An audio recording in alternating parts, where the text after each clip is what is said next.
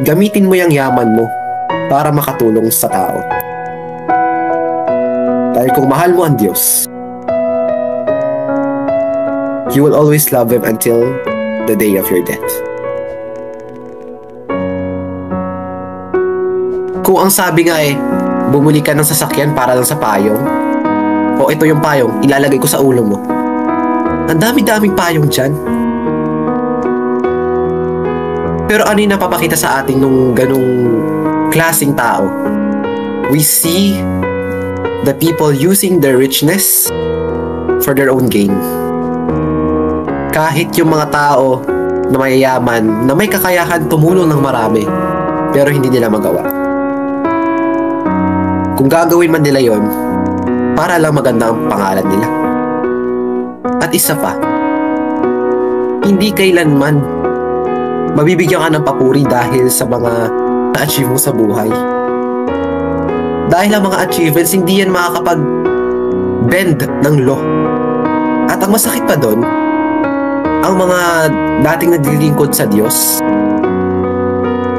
ay sila pa yung mga tumataliwag sa mga moralidad ng buhay. That is the sad reality. Pero kahit gaano natin pinaghihirapan ng kayamanan ang ating mga pera, mas mahigit pa na mag-ipon tayo ng kayamanan sa Diyos. Dahil ang Diyos andyan lagi yan. Since when we were born, since that we are going to die, or rather, from the day we are going to die, nandyan ang Diyos. Isang dating seminarista, isang dating sakrista na naglilingkod sa Diyos. What happened? What happened to our society?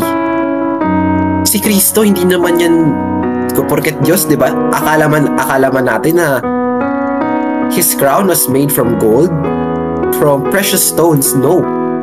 His crown was made from thorns. And He was wearing that on His crucifixion. Dahil ang totoong leader, ang totoong hari, ay nagpapakita ng halimbawa. And that is Christ.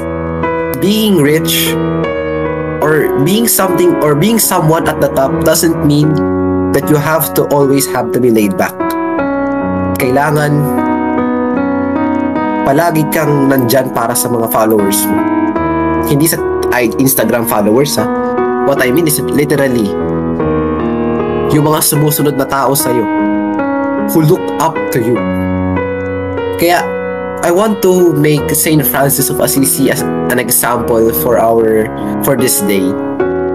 That he lived in a simple manner. He lived in poverty, to be exact. And I want to make that an example. Even though that you are rich, or even if you are poor, God will glorify you. God will always recognize you. All we need is rich morality, not rich money. Gamitin mo yung yaman mo para makatulong sa tao.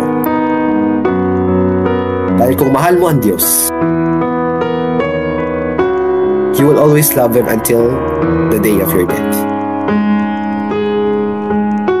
Let us all stay in silence as we reflect on this gospel today.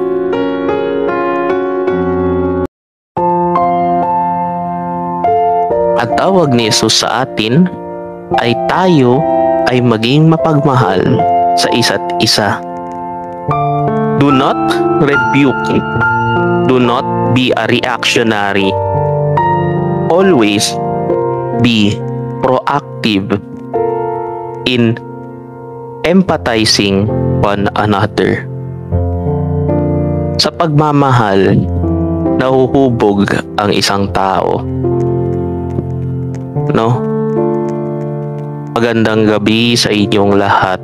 Palakpakan natin ang Panginoong ating Diyos. So, sa ating pagbasa ngayon, no, medyo iba ang pananaw ng ating Panginoong Kristo. Kung naaalala ninyo sa ating Biblia, ang Diyos ay naghahasik ng apoy sa mga makasalanan.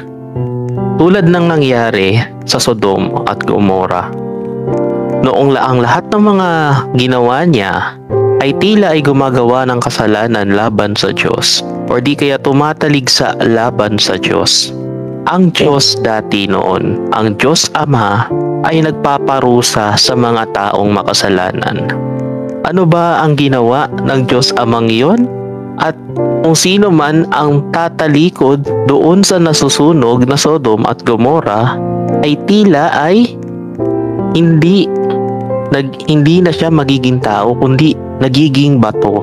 At nung panahon din noong ang Israel ay nagkaroon ng kasalanan lagi laban sa Diyos kahit alam nila na ang Diyos mismo na yon, na siya ang nagligtas sa kanila mula sa Ehipto, sila pa rin ay nagkakasalanan laban sa Diyos. Paano sila? Binigyan ng apoy, no? Tinakop sila ng mga iba't ibang mga sibilisasyon, tinakop sila ng mga iba't ibang mga kaharian.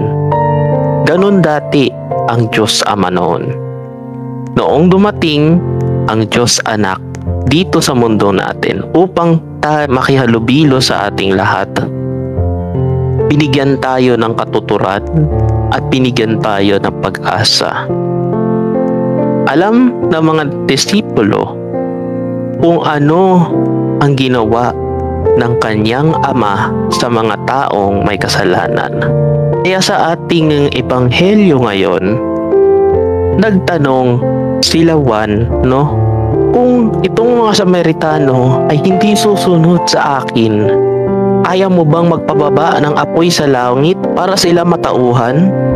Hindi ganoon mag-isip ng ating Panginoong Jesus nung siya ay nasa bagong tipan, no? Kundi ang tawag ni Jesus sa atin ay tayo ay maging mapagmahal sa isa't isa. Do not rebuke. Do not be a reactionary. Always be proactive in empathizing one another. Sa pagmamahal, nahuhubog ang isang tao. No? Amen.